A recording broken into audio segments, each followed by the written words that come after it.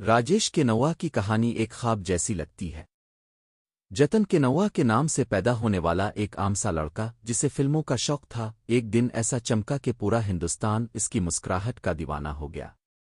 وہ اداکاری کے مقابلے میں شامل ہوا اور وہاں سے اس کی قسمت نے کروٹ بدلی۔ اس کا نام بدل کر راجیش کے نوا رکھا گیا اور پھر فلمی پردے پر اس کا وہ جادو چھا گیا جسے لوگ آج بھی یاد کرتے ہیں۔ 60 اور 70 کی دہائی میں جب سینما ہال لوگوں کے خوابوں کی دنیا ہوا کرتے تھے، راجیش کے نوا اس دنیا کا شہزادہ بن گیا۔ اس کی آنکھوں کی چمک، اس کے بولنے کا منفرد انداز اور وہ نرم سا مسکراتا چہرہ دیکھنے والوں کے دلوں کو چھو جاتا۔ فلم آنند میں جب اس نے زندگی اور موت پر مسکراتے ہوئے مکالمے کہے تو ناظرین کے آنسو خود بہہ نکلے۔ امر پرام میں اس نے وہ رومانس دکھایا جس میں درد بھی تھا اور پیار کی شدت بھی۔ لوگ کہتے تھے کہ اگر راجیش کے نوا پردے پر نظر آ جائے تو پردے کے سائے بھی رومانوی لگنے لگتے ہیں۔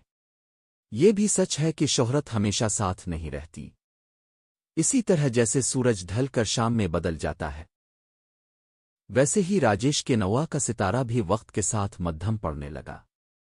امیتابھ بچن جیسے نئے چہرے ابھرے اور ناظرین نے ان کی طرف رخ موڑ لیا، لیکن اس سب کے باوجود راجیش کے نوا کے چاہنے والوں کا عشق کم نہ ہوا۔ لوگ اسے اب بھی کاکا او کہہ کر یاد کرتے اور اس کے گانوں پر جھومتے رہے۔ فلموں کے بعد اس نے سیاست کا رخ کیا، ممبر آف پارلیمنٹ بنا، لیکن وہاں بھی لوگ اسے ایک اداکار کی طرح ہی دیکھتے رہے، وہ ہیرو جس نے محبت کو چہرے پر سجایا اور دکھ کو آنکھوں میں چھپا لیا۔ 2012 میں جب اس نے دنیا کو الوداع کہا تو لاکھوں مداحوں کو یوں لگا جیسے ان کی ذاتی کہانی کا کوئی صفحہ اچانک بند ہو گیا ہو۔